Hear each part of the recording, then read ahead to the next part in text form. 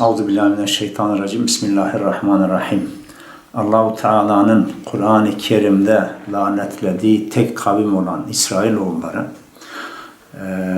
günümüzdeki İsrail ki onların çocuklarıdır biliyorsunuz. Yaklaşık neredeyse 2 seneye yakın bir zamandır Gazze'de adeta bir soykırım uygulamaktadır.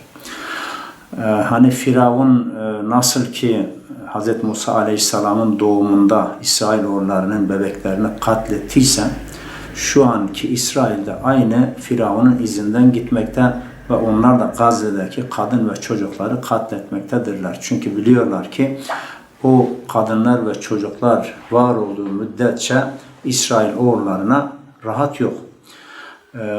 Bundan dolayı ellerinden gelen her şeyi yapıyorlar ve bütün Gazze'deki insanları yok etmeyi planlıyorlar. Arkalarına başta büyük şeytan Amerika olmak üzere Avrupa'nın birçok ülkesini de ve maalesef birçok İslam ülkesini de arkasına almış durumda.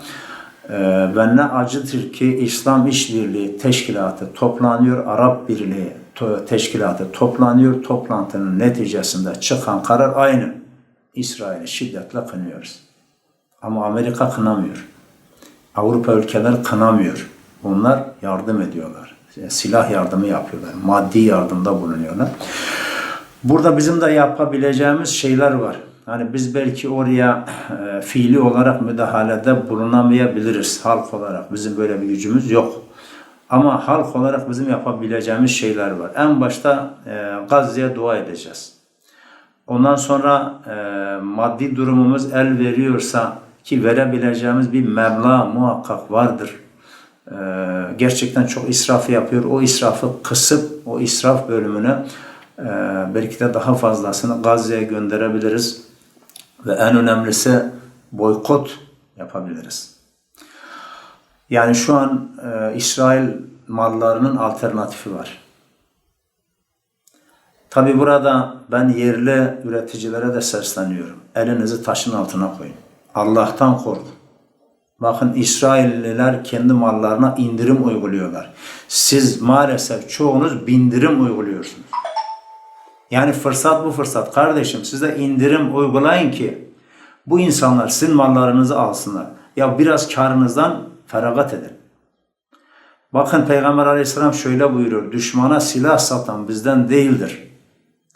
Eğer biz İsrail'in mallarını alırsak Allah muhafaza bu bizi dinden çıkarır. Bunu kimse hafife almasın.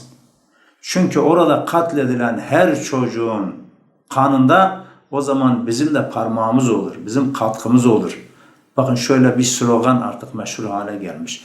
Almazsan ölmezsin ama alırsan ölürler. Yani Yahudilerin mallarını alırsanız onlara bombayı, mermiyi vermiş olursunuz, onlara destek çıkmış olursunuz ve onlar da bu katkıyla gidip bizim Gazze'deki kardeşlerimizi şehit ederler. Buna çok dikkat etmek lazım. Bu bir imani meseledir, bu bir insani meseledir. Herkesin çok dikkatli olması lazım. Maalesef bakıyoruz İsrail mallarının, Yahudi mallarının satıldığı iş yerlerine tıklım tıklım insan dolu. Amerika'da, Avrupa'da bile bakıyoruz birçok ülkede insanlar boykot ediyor Hristiyan olmalarına rağmen.